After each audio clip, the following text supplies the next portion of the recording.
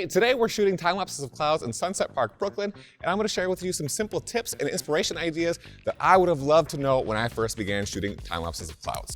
Here's what we'll cover. We'll learn how to choose the best time-lapse interval for clouds, the best time-lapse setting for clouds, tricks for dealing with all the birds that are flying around right there, right on cue, and also comparing them next to each other, different inspiration, and things to look out for when shooting cloud time lapses. And at the end of the video, I'm going to share with you 3 of the most common mistakes that I see time lapsers make. Hey, I'm Scott, and I specialize in shooting time-lapse, hyperlapse, and stop motion, and I'm based out of Brooklyn, New York, so let's get started. Hot tip, if you're shooting in a major city, you can use a website called Earth Cams, or just Google live cams for whatever area that you're in, and you can see real-time previews of what the sky is doing. I use this all the time. It's a great planning resource. So the thing that I love about shooting cloud time lapses is that there's just so much variety even at the same spot. It's typically free, and it's a great excuse to go outside. So if you're somebody like me that's editing all the time, it's nice to just go outside. The thing is, they are deceptively tricky though. For example, sometimes you might be wanting to try to shoot the sun going behind the Statue of Liberty or the Milky Way and you have a lot of clouds. In those situations, they're pretty annoying. Do me a favor, and if you're liking this video so far, please go ahead and subscribe and you'll get notified of more videos like this. All right, basic time-lapse gear for clouds. Today, I'm using the Manfrotto B3 tripod, Sony a7R4, and we have a 24 to 70 millimeter lens. A7R4, what's great about it is it shoots 8K stills, so we'll be able to get a lot of different shots from the same vantage point, which is nice if you are just a one-man show. So if you're watching this at home and you're using a smartphone, the app that I recommend using that'll get you all of this is Lapse. It works for Android and for iPhones, and it's really great. It gives you all the professional settings. Some accessories that I like are ND filters. These basically act like sunglasses and they cut out the light. My favorite is the 6 to 9 stop Polar Pro by Peter McKinnon, but it is, $250. So another good one is Tiffin. They have a variable ND filter. Just make sure that you get the right one for your camera's thread. If you're looking for an ND filter for your smartphone, Polar Pro makes ND filters. I think even Moment does, so there's great options. All right, so now let's talk about the best time-lapse settings for clouds, no matter what. This is gonna be broken down into 2 parts, the parts on the actual camera, and then also the interval settings that we'll talk about in a second. So I like to shoot in RAW. It gives me a lot more flexibility in post. It does take more time to edit and it does take up space, but every Black Friday, I always buy one of these 16 to 24 terabyte hard drives. It's a really great deal. For the shooting mode, aperture priority is the easiest. I like to shoot at my aperture at f8, or just whatever is closest to the sweet spot of your lens. You might have to Google that for your lens, but f8 to f11 is really great. For focusing, do not leave it on autofocus. It'll hunt for focus between each photo, and when you look at it, playing a video like of all these photos, it'll just look like crap. The easiest way to focus on a time lapse is to just turn it into auto mode, click down the shutter so that way it focuses, and then just turn manual on. It's that easy. And for white balance, no matter what, I will always put it in cloudy. The reason why I don't recommend using auto white balance is because sometimes you'll get white balance flicker.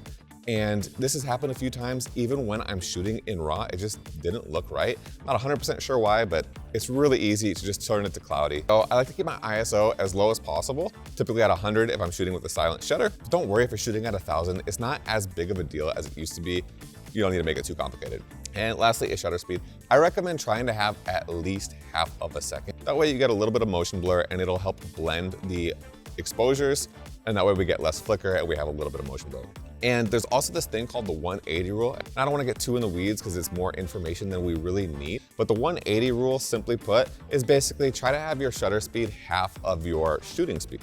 And we're never really going to have an interval that's faster than 1 second when we're shooting in the clouds. So that way, if we just try to have at least half a second, we're at least at the minimum getting a little bit of motion blur and blending our images. And if you can get more and feel like shooting with a longer shutter speed, awesome, go for it. That part is more of a luxury. If you have the ability, it's not the end of the world if you can't. Okay, now let's talk about birds. Believe it or not, especially when you're shooting at dawn or dusk, there are so many birds. I didn't realize how many birds there were until I started shooting time lapses, and they're just all over the place. There's 3 ways to deal with them. 1, shoot a longer exposure and hope that they kind of just are invisible. 2, shoot at a higher shutter speed and manually remove them from post. Painful, tedious, but looks good. And then 3, just live with it. I don't know, there's nothing else. So now let's talk about how to choose the best time-lapse interval for clouds. This is one of the most common questions that I get asked about choosing the time-lapse interval. Funny thing, while I was on the roof looking at the camera, I didn't realize that we lost all of our clouds. So we're gonna be looking at some old footage. So choosing an interval is always the toughest thing for new time-lapsers. Here is how I approach it. Before I start shooting, I'm just gonna look at the clouds and just see how quickly they're moving. If it looks like they're stuck in the sky, meaning they're not moving, I might do anywhere from 5 to 10 second interval. And sometimes you see clouds that look like they're just blowing by in real time, like they're almost sped up. In that situation, I would do 2 to 4 seconds. Now, if it's a storm cloud or a formation that I've never really seen, I'm gonna do just 1 second because I don't wanna miss literally anything, and I wanna have the ability to choose the best part of the storm while I'm shooting. And I would just shoot it for as long as I possibly can. The reason why you might wanna err on the side of shooting more photos is because you can always speed up your footage, but you can't slow it down without it looking choppy or jittery. That might require you to invest in some bigger SD cards, but in my opinion, it's absolutely worth it for that flexibility. Here's a time lapse that I took 1,700 photos at 2 seconds. And then we have all of the different examples at 2, 4, 8, and 16, just so you can see the difference. I think my personal favorite on this is 8. It just has a really nice movement, but I'd be really curious to hear what yours is. By now, you might be wondering how many photos to take or how long will I be out there shooting.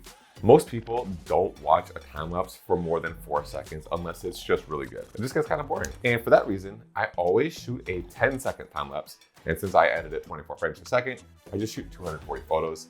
Then I'll just find the most interesting 4 seconds of the time lapse and just show that bit, or use speed ramps in the beginning and the ending to create more interest. If it's like a storm cloud and I don't know how many photos it's gonna last for, I'm just gonna let it go. I'm not gonna turn it off. I'll just manually turn it off. Most intervalometers will tell you how long the shooting is gonna be until it's over. But if you're doing this on a DSLR and you wanna know exactly how long it's gonna take, you wanna use an app called PhotoPills. It's a powerful app for planning your shots, and it has a time-lapse calculator in it if you wanna be able to figure out how long you're gonna shoot for. Just have it calculate event duration and put in your interval with the number of photos, and you could even put in your file size, and it'll tell you how much space it'll take on your SD card. Let's talk about inspiration for shooting cloud time lapses. I like these cirrus clouds or Simpson clouds.